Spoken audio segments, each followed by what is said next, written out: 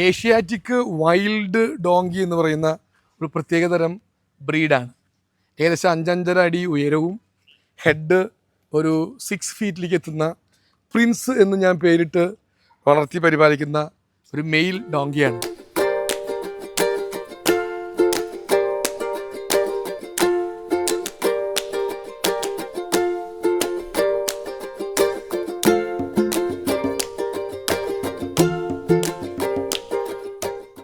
Welcome everybody to Farm Park India Trichur.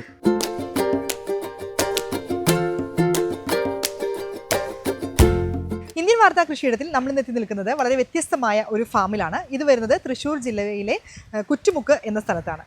ഇത് father Davis Chakkalakkal. ഫാദറാണ് ഈ ഒരു വ്യത്യസ്തമായ ഫാമിൻ്റെ ഓൾ ഇൻ ഓൾ. ഇവിടെ വരുന്നത് നമ്മുടെ ഡോങ്കീസ് ആണ്, കഴുതകൾ. അത് കേരളത്തിൽ തന്നെ വളരെ അപൂർവമായാണ് ഈ രീതിയിൽ ഡോങ്കീസിനെ വളർത്തുന്നത്.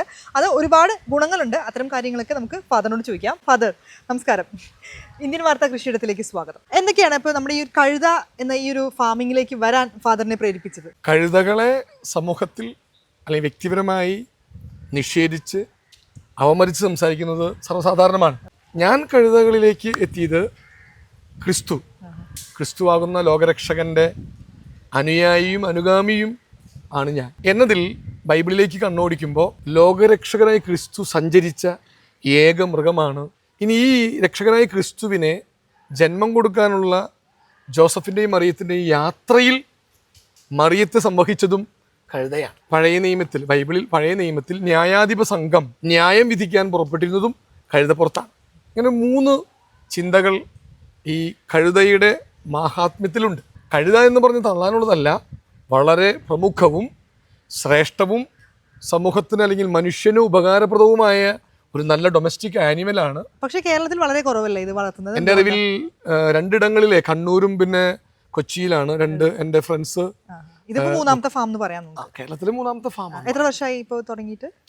കഴുതകളെ ഞാൻ വളർത്തി തുടങ്ങിയത് ഏകദേശം 10 വർഷമായി.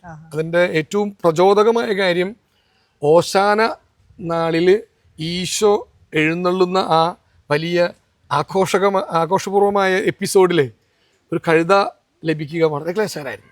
വലിയ സംഖ്യ മുടക്കണം, വാടക കൊടുക്കണം, ട്രാൻസ്പോർട്ടേഷൻ. അവിടെ ഞാൻ സ്വന്തം ഒരു കഴുതയെ വാങ്ങി. തൃശ്ശൂരിലെ വെള്ളാറ്റഞ്ഞൂർ പള്ളിയിൽ വെച്ചിട്ടാണ് ആദ്യമായി കഴുതയെ വാങ്ങിയത്. 3 ഉണ്ടായിരുന്നു. പിന്നീട് ഇപ്പം എനിക്ക് 35 കഴുതകളുണ്ട് എൻ്റെ ഫാമിൽ. ഇത് എൽസ. ജൂലൈ 2-ാം തീയതി എൽസ പ്രസവിച്ചു. അവിടെ നിൽക്കുന്നതാണ് ഇസ. എൽസയുടെ കുഞ്ഞ് ഇസ. ഇവിടെ 27 ഫീമെയിൽ കഴുതകളുണ്ട്, 8ഓളം മെയിൽ കഴുതകളുണ്ട്. കുഞ്ഞുങ്ങളുണ്ട്, വലിയവരുണ്ട്. പ്രധാനമായിട്ടും നാടൻ കഴുതകള്. അതിൽ 2 ഹൈബ്രിഡ് ഐറ്റംസ് ഉണ്ട്. നമുക്ക് കാണാം അവിടെ പ്രിൻസ് എന്ന പേരുള്ള 4 വയസ്സുള്ള ഏഷ്യാറ്റിക് വൈൽഡ് ഡോങ്കി. അതിനൊരു 5.5-6 അടി ഉയരമുണ്ട്, 7 അടിയോളം ഹെഡ് ഹൈറ്റ് വരും. കുതിരയെ പോലെ തന്നെ ഉള്ള ഫീച്ചേഴ്സ് ഒത്തിരി ഉണ്ട്. അങ്ങനെ ഒരു 35ഓളം കഴുതകൾ എനിക്കുണ്ട്. അതിൽ 9 കഴുതകളെ ഞാൻ ഇവിടെ മിൽക്ക് ചെയ്യുന്നുണ്ട്, എൽസ അടക്കം. സാധാരണ 5 ദിവസം കഴിയുമ്പോഴാണ് അല്പം പാല് മിൽക്കിംഗ് തുടങ്ങുകയുള്ളൂ. വ്യാവസായികമായി വളരെയധികം പ്രാധാന്യമുള്ള ഒരു അനിമലാണ് കഴുത എന്ന് കേട്ടിട്ടുണ്ട്. കഴുതപ്പാലിനൊക്കെ നല്ല ഡിമാൻഡാണ്. എങ്ങനെയാണ് അച്ഛൻ ആ രീതിയിൽ അതിനെ അസോസിയേറ്റ് ചെയ്യുന്നത്? എങ്ങനെയാണ് ഒരു വ്യവസായ രംഗത്ത് കഴുതപ്പാലിന് ഏകദേശം 1 ലിറ്ററിന് 7,000 രൂപ വിലയുണ്ടെന്ന് കേൾക്കുന്നു. അങ്ങനെയുള്ള ആ ഒരു കാര്യത്തെ മുൻനിർത്തി കുറേയും കൂടിയും ജീവകാരുണ്യ പ്രവർത്തനങ്ങളിലേക്ക് ഒരു അച്ഛൻ നിലയിൽ എനിക്ക് എൻഗേജ് ആവാൻ സാധിക്കും. അതാണ് അതിൻ്റെ ഒരു ചൈതന്യം. ഈ ഒരു കഴുതയ്ക്ക് സാധാരണഗതിയിൽ 350 മില്ലി പാലാണ് ലഭിക്കുക കുഞ്ഞിൻ്റെ കുടിക്കലിനൊക്കെ ശേഷം. അത് രാവിലെ എടുക്കും, പിന്നീട് നമ്മൾ മിൽക്കിംഗ് ഇല്ല. എങ്കിൽ തന്നെ എനിക്കുള്ള 2 കഴുതകളിൽ ഒരു മരിയ പിന്നെ ഒരു സൂസി, 2 പേരും ഏകദേശം 750-800 മില്ലി ഡെയിലി പാൽ. ഫാദർ, എന്തൊക്കെയാണ് ഇവരുടെ ഭക്ഷണക്രമം? എങ്ങനെയാ? പ്രധാനമായിട്ടും പുല്ല് ധാരാളം കൊതിയോടെ കഴിക്കുന്ന ഒരു ഇനമാണ് ഇവർ. ഞാൻ 3 നേരം പുല്ല് കൊടുക്കുന്നുണ്ട്. സൂപ്പർ നോയിറ്റർ പുല്ലുണ്ട്, പിന്നെ CO3 ഉണ്ട്, നാടൻ പുല്ലുണ്ട്. പ്രധാനമായിട്ടും ഞാനിവിടെ കൊടുക്കുന്നത് സൂപ്പർ നോയിറ്ററും നാടൻ പുല്ലാണ്. അത് 3 നേരം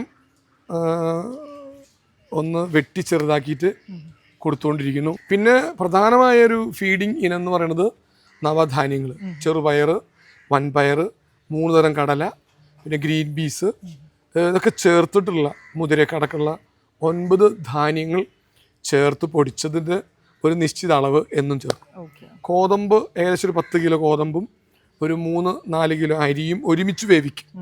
നല്ല കഞ്ഞിവെള്ളത്തോടു കൂടി ഈ മിശ്രിതങ്ങൾ പൗഡേഴ്സ്, കപ്പലണ്ടി പിണ്ണാക്കും തേങ്ങ പിണ്ണാക്കും ആട്ട പൗഡറും ഒന്ന് ചേർത്ത് നല്ല കുഴമ്പാക്കി ധാരാളം കൊടുക്കും. പിന്നീട് ഇവർക്കുള്ളത് ബീട്രൂട്ട്, ക്യാരറ്റ്, വെജിറ്റബിൾസ് എന്തും, പിന്നെ മുട്ടത്തോട് ഒരു 10-40 മുട്ടയുടെ തോട് മിക്കവാറും ദിവസങ്ങളിൽ ശേഖരിച്ച് പൊടിച്ച് ചേർത്ത് കൊടുക്കും. പിന്നെ കാൽസ്യം പൗഡർ സപ്പോർട്ട് ചെയ്യാം. നമുക്ക് എങ്ങനെ ഇതിന്റെ ഒരു പരിപാലനം എങ്ങനെയാണ്, ഒരു വളർച്ച അങ്ങനെയൊക്കെ കാര്യങ്ങൾ എങ്ങനെയാണ് വരുന്നത്? കഴുതയുടെ ഒരു പ്രഗ്നൻസി പീരീഡ് 13 മാസവും 20 ദിവസമാണ്. Normally it is set. So variations എന്ന് പറയുന്നത് ചിലപ്പോൾ ഒരു 1 വീക്കൊക്കെ വേരിയേഷൻസ് വരാറുണ്ട്. ഈ കാലയളവിൽ ആദ്യത്തെ 3-4 മാസമൊന്നും വലിയ വയറൊന്നും ഉണ്ടാവില്ല. അപ്പോൾ അതുകൊണ്ട് ഇവരൊരു മെയ്റ്റിംഗ് നടന്നത് ഫ്രൂട്ട്ഫുൾ ആയോ എന്ന് നമുക്ക് ചിലപ്പോൾ ഒന്ന് ഡെസിഗ്നേറ്റ് ചെയ്യാൻ ബുദ്ധിമുട്ട് വരാറുണ്ട്. പ്രഗ്നൻസി പീരീഡ് നല്ല അതിൻ്റെ മൂർധന്യാവസ്ഥയിൽ വന്നാൽ ശാന്തരാണ്, നിശബ്ദതയാണ്, കുനിഞ്ഞ് തല കീഴ്പോട്ടിട്ട് കുറേ നേരം നിൽക്കുന്നൊരു ശൈലി ഈ ഡെലിവറിക്ക് മുൻപ് ഒരാഴ്ച മുൻപ് കാണിക്കും. ഈ ജനിച്ച കുഞ്ഞുങ്ങൾക്ക് ആദ്യത്തെ 1 മാസം അമ്മയുടെ പാൽ മാത്രമാണ്. പിന്നീട് അല്പം കഞ്ഞിവെള്ളം, ഈ പൗഡേഴ്സിൻ്റെ മിക്സ്, ഇലകൾ തന്നെ അവർ പോയി കടിച്ച് തിന്നു തുടങ്ങും. പുല്ലും ചെറിയ ചെറിയ ഇലകൾ. പ്രധാനമായും ഇവരുടെ പരിപാലനയ്ക്ക് നമുക്ക് വേണ്ടതൊരു നല്ല സേഫ് ആൻഡ് ക്ലീൻ ഷെഡ്. മേയാൻ പോയാൽ ഇവർക്കുള്ള പ്രത്യേകത സ്വയം മേഞ്ഞ് ഇറങ്ങി പുല്ല് തിന്ന് വരുന്നൊരു ശൈലി ഉണ്ടെങ്കിൽ ആരോഗ്യം അവർക്കുണ്ട്. ഇവരൊരു 3 മണിക്കൂറൊക്കെ ഞാൻ മേഞ്ഞ് തിന്നാൻ വിടാറുണ്ട്. ആളുകളൊക്കെ ഇണങ്ങി നന്നായിട്ടല്ലേ ഇപ്പോൾ സാധാരണ ഈ മൃഗത്തിനൊരു പശുവിനെ പോലെയോ ആടുകളെ പോലെയോ അല്ലെങ്കിൽ പട്ടിയാണല്ലോ ഏറ്റവും കൂടുതൽ ഇണങ്ങി നിൽക്കുന്ന മൃഗം. അങ്ങനെ ഒരു ഇണക്കമുള്ള മൃഗമേ അല്ല. പക്ഷെ ഞാൻ വ്യക്തിപരമായി പേരിട്ട് അവരുടെ തലോടി പേര് വിളിച്ച് ഒക്കെ പരിപാലിക്കുന്നത് കൊണ്ട് വ്യക്തിപരമായി എന്നോട് നല്ല ഇണക്കാണ്. കർഷകർ അധികം ഇതിലേക്ക് വരുന്നില്ല, അതെന്തായിരിക്കും കാരണം? ഇതിന് അധികം പ്രചാരം ലഭിച്ചിട്ടില്ല. അതുകൊണ്ടാണ് ഇതിന്റെ പാലിന്റെ മേന്മയെ കുറിച്ച് കേരള ജനതയ്ക്ക് ഒരു തരി പോലും അറിയില്ല. ഒരു വണ്ടർ സ്ട്രക്ക് ആയിട്ടാണ് അവര് അങ്ങനെയാണോ കേൾക്കുക. വിപണിയിൽ 7000 രൂപ വരെ വിലയുണ്ട് കഴുതപ്പാൽ. അതിൽ അമ്മയുടെ ഒരു മനുഷ്യക്കുഞ്ഞിന് അമ്മ നൽകുന്ന പാലിനേക്കാൾ ഏറെ ശ്രേഷ്ഠകരമാണ്. അതേസമയം കൊളസ്ട്രോൾ എലമെൻറ്റോ ഫാറ്റ് ഐറ്റംസ് എലമെൻറ്റ് വളരെ കുറവാണ് ഈ കഴുതപ്പാലിന്. അപ്പം തന്നെ ബോൺ മാരോ ഗ്രോത്ത്, നാഡികൾക്ക്, അതുപോലെ തന്നെ കുഞ്ഞുമക്കൾക്ക്, ജനിച്ച കുഞ്ഞുങ്ങൾക്ക് ദിവസവും 50 മില്ലി പാലൊരു 3 വയസ്സ് വരെയോ കൊടുക്കുകയാണെങ്കിൽ ഹോസ്പിറ്റൽ ചികിത്സ, മരുന്ന് എന്ന് അവരുടെ ജീവിതത്തിൽ പറയേണ്ടി വരില്ല. അത്രയും മനുഷ്യർക്ക് ഉപകാരപ്രദമായതാണ്.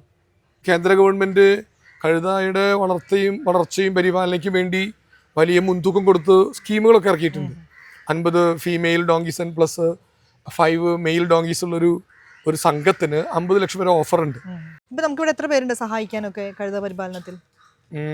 എൻ്റെ സുഹൃത്തുക്കളായിട്ടുള്ളവർ വന്ന് സഹായിച്ചു പോകുന്നു. മാനേജിങ്ങിന് ഒരാളെ ഞാൻ പരിചയപ്പെടുത്തിയല്ലോ. 2-3 സുഹൃത്തുക്കൾ വന്ന് പുല്ലരിയാൻ, പിന്നെ ക്ലീനിങ് ഒക്കെ വന്ന് സഹായിക്കുന്നവരുണ്ട്. പൊതുവെ എങ്ങനെയാണ് രോഗപ്രതിരോധ ശേഷിയൊക്കെ എങ്ങനെയാണ് കഴുതകൾക്ക്? ഇവർക്കൊന്ന് മുറിഞ്ഞു പൊട്ടി കാലൊരു ഉളുക്ക് വന്നാൽ സ്വമേധയാ അവർ അത് റീകൂപ്പ് ചെയ്ത് വരുന്നതാണ്. ഈ മെയ്റ്റിംഗ് ടൈമിലൊക്കെ കഴുത്തിലൊക്കെ ഒത്തിരി കടിച്ചു പൊട്ടിക്കും. അങ്ങനെയുള്ള മുറിവോ മറ്റു രീതികളിലൂടെ ഒരു മുറിവ് വന്നാൽ നോർമലി മറ്റു മൃഗങ്ങളെക്കാൾ വളരെ വേഗത്തിൽ സ്വയം അത് ഹീൽഡ് ആയിട്ട് വരുന്ന കാണാം. പ്രതിരോധ ശക്തി കൂടുതലാണ്. അപ്പോൾ ശരിക്കും നമ്മുടെ കർഷകർക്ക് ഇത് തുടങ്ങാവുന്നതാണ്, ലാഭകരമാണ് എന്ന് തന്നെയാണ്. ഭൂമി വേണം, ഇത്തിരി ക്ലേശത്തോടു കൂടി പരിചരിക്കാനുള്ള ഒരു മനസ്സുണ്ടെങ്കിൽ ഒരു പശുവിനെ വളർത്തുന്നതിനേക്കാളും ഏറെ ഇരട്ടി ലാഭകരമാണ്. എന്നാലും ഫാദറിന് ഈ ഒരു ഫാം വിപുലീകരിക്കാനുള്ള ഒരു നീക്കത്തിൽ 100ഓളം എണ്ണത്തിലേക്ക് വിപുലീകരിക്കാനുള്ള പദ്ധതിയാണ് എൻ്റെ. വളരെ സന്തോഷം ഫാദർ, നമുക്ക് ഇത്രയും വിശാലമായ ഒരു ഡോങ്കി ഫാം പരിചയപ്പെടുത്തിയതിന്. നമ്മളൊരു വളരെ വ്യത്യസ്തമായ ഒരു കാഴ്ച തന്നെയാണ് പ്രേക്ഷകർക്ക് നൽകിയത്. ശാസ്ത്രീയമായി എങ്ങനെ കഴുതകളെ വളർത്താം, അവയുടെ പരിപാലന രീതി, ഒപ്പം ദ പ്രഷ്യസ് അല്ലെങ്കിൽ വാല്യുബിൾ ആയിട്ടുള്ള നമ്മുടെ ഡോങ്കി മിൽക്ക്, അതിനൊക്കെ നമ്മുടെ ഫാദറിനെ കോൺടാക്ട് ചെയ്യാവുന്നതാണ്. ഞാൻ നമ്പർ കൊടുത്തിരിക്കാം. എന്തായാലും വളരെ നന്ദി ഫാദർ. ഇനിയും ഇതുപോലെ വ്യത്യസ്തമായ മറ്റൊരു കൃഷിയുടെ കാഴ്ചയുമായി വീണ്ടും കാണാം. നമസ്കാരം.